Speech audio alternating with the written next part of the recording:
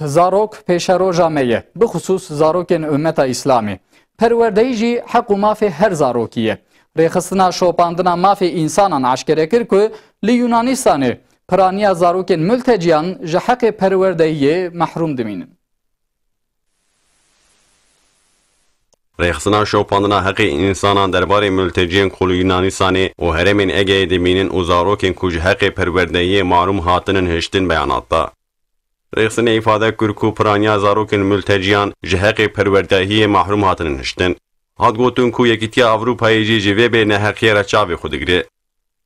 Rêxistinê di beyanata xwe de îfade kir ku Yekîtiya Avrupayê li Yunanistanê ji sala 2015 û vir ve her tim di warê dayîna heq û mafên zarokên perwerdehiyê de tim îhlalan kirinin û li dijî îhlalan bêdeng maye.